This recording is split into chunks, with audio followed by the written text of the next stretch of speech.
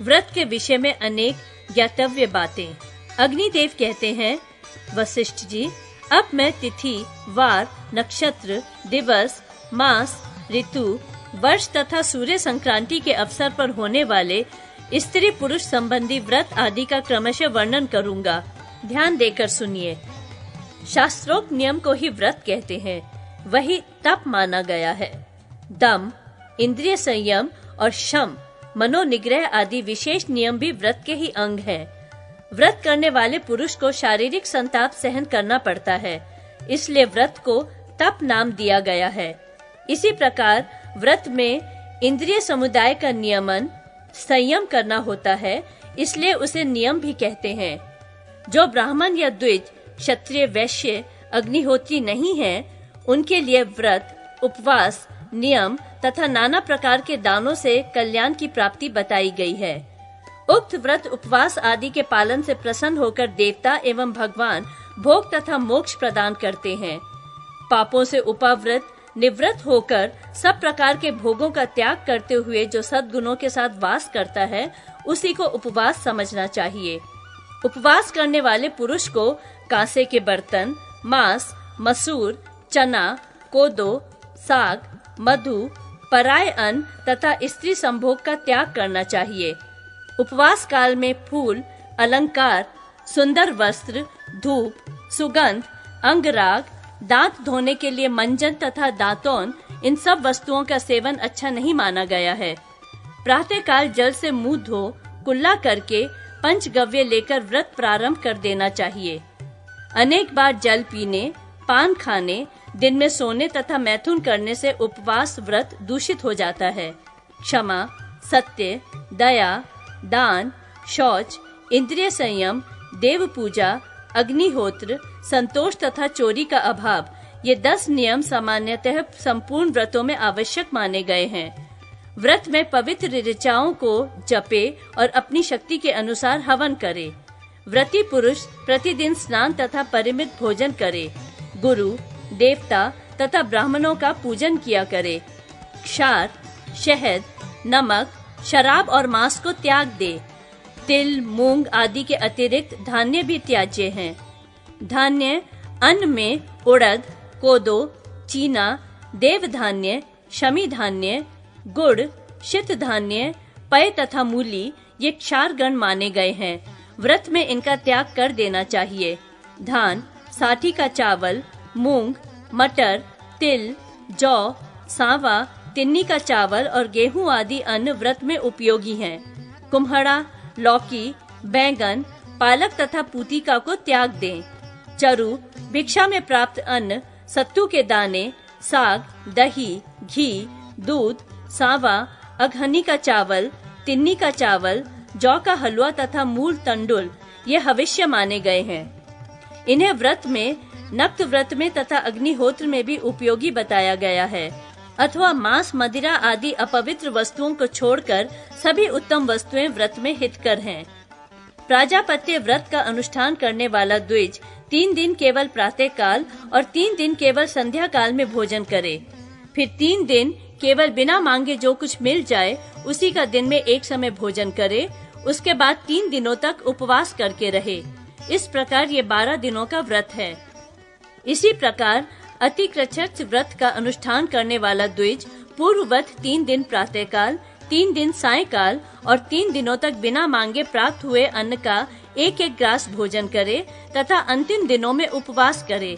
गाय का मूत्र, गोबर, दूध, दही, घी तथा कुश का जल, इन सबको मिलाकर प्रथम दिन पिए। फिर दूसरे दिन उपवास करे। यह सांतपन क्रच्छ नामक व्रत है। उपर्युक्त द्रव्यों का पृथक पृथक एक एक दिन के क्रम से 6 दिनों तक सेवन करके 7वें दिन उपवास करे।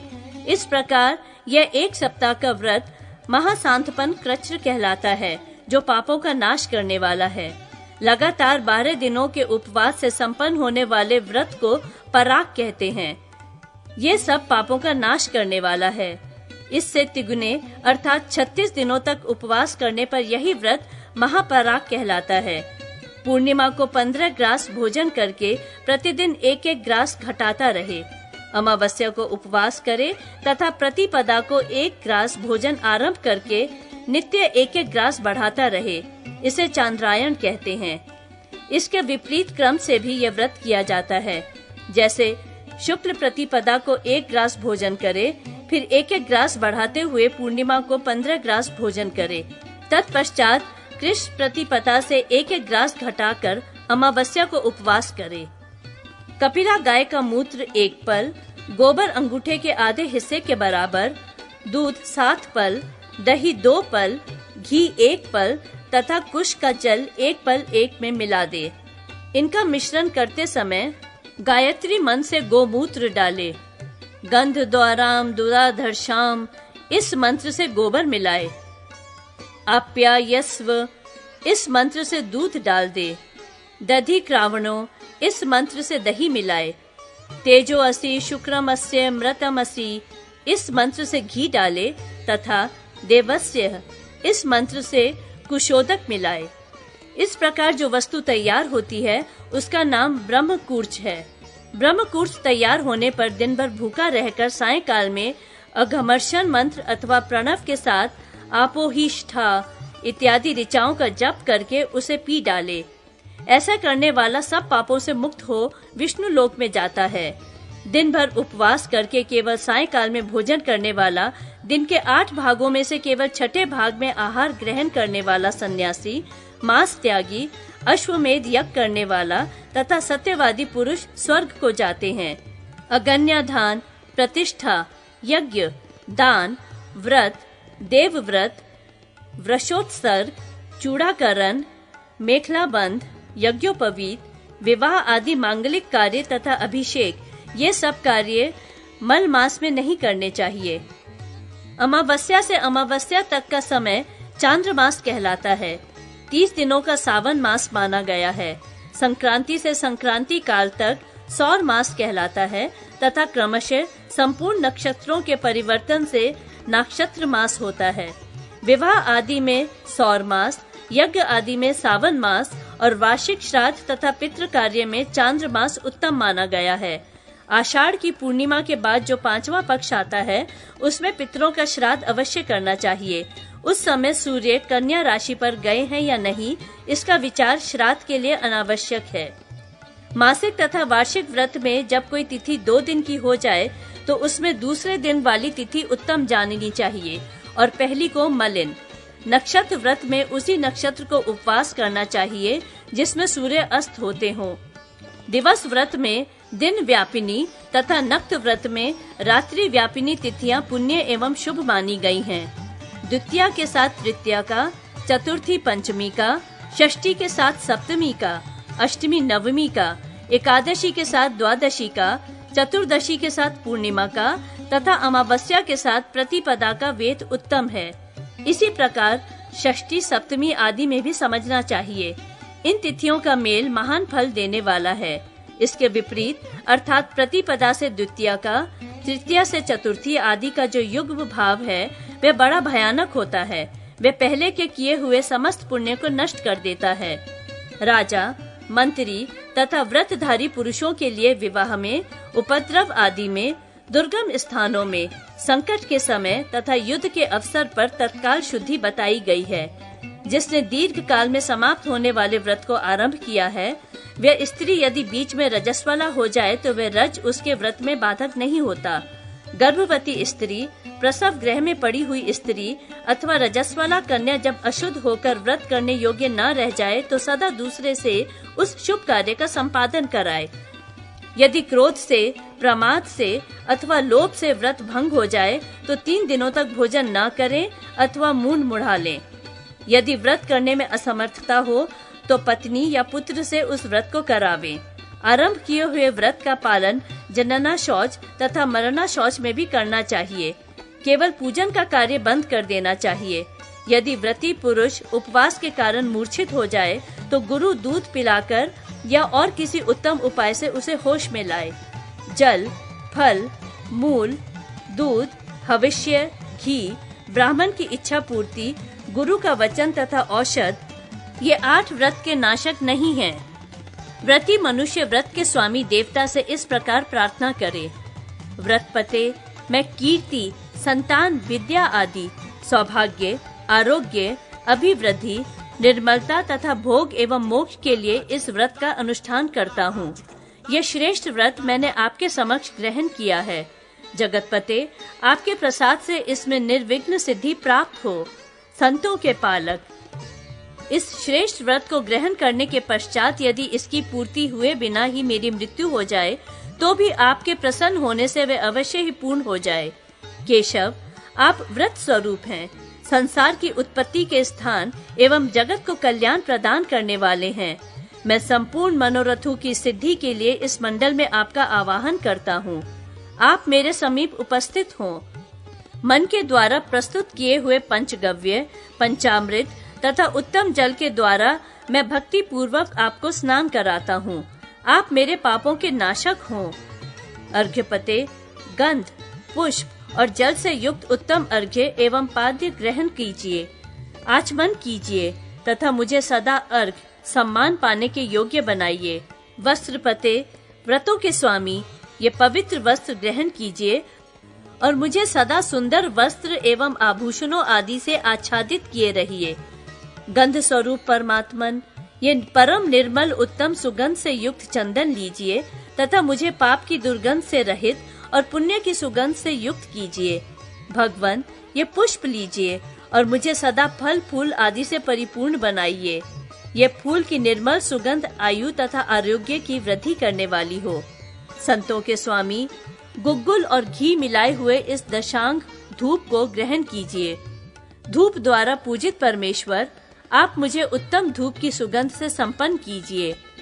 दीप स्वरूप देव, सबको प्रकाशित करने वाले इस प्रकाश पूर्ण दीप को, जिसकी शिखा ऊपर की ओर उठ रही है, ग्रहण कीजिए और मुझे भी प्रकाश युक्त एवं ऊर्ध्व गति, उन्नतिशील एवं ऊपर के लोकों में जाने वाला बनाइए। अन्न आदि उत्तम वस्तुओं के अधीश्वर, इस अन्न आदि नैवेद्य को ग्रहण कीजिए और मुझे ऐसा बनाइए जिससे मैं अन्न आदि वैभव से संपन्न, अन्नदाता एवं सर्वस्व दान करने वाला हो सकूं। प्रभु, व्रत के द्वारा आराध्य देव, मैंने मंत्र, विधि तथा भक्ति के बिना ही जो आपका पूजन किया है, वह आपकी कृपा से परिपूर्ण सफल हो जाए। आप मुझे धर्म, धन, सौभाग्य, गुण, संतति, कीर्ति, विद्या, आयु, स्वर्ग एवं मोक्ष प्रदान करें। व्रतपते, प्रभु, आप इस समय मेरे द्वारा की हुई इस पूजा को स्वीकार करके पुनः यहाँ पधारने और वरदान देने के लिए अपने स्थान को जाएं। सब प्रकार के व्रतों में व्रतधारी पुरुष को उचित है कि वे स्नान करके व्रत संबंधी देवता की स्वर्णमयी प्रतिमा का यथाशक्ति पूजन करे तथा रात को भूमि पर सोए। व्रत के अंत में जप, होम और दान सामान्य कर्तव्य है।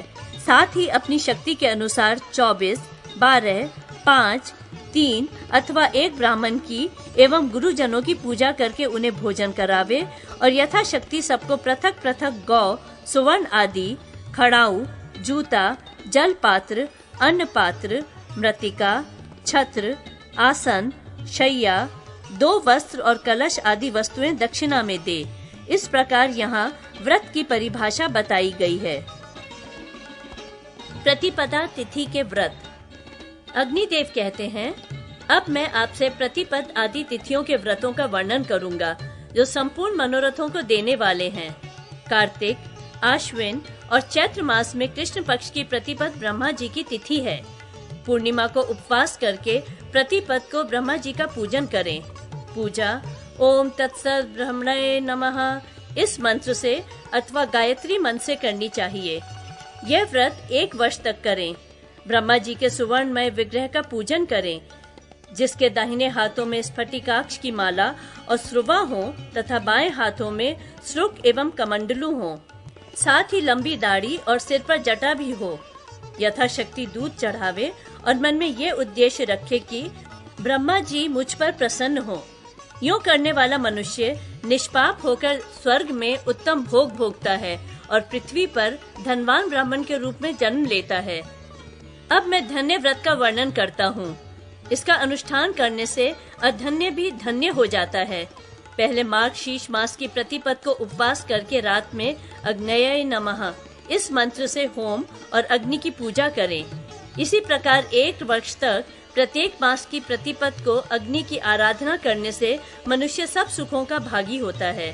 प्रत्येक प्रतिपदा को एक भुक्त दिन में एक समय भोजन करके रहे। साल भर में व्रत की समाप्ति होने पर ब्राह्मण कपिला गौ दान करे। ऐसा करने वाला मनुष्य वैश्वानर पद को प्राप्त होता है। यह शिखी व्रत कहलाता है।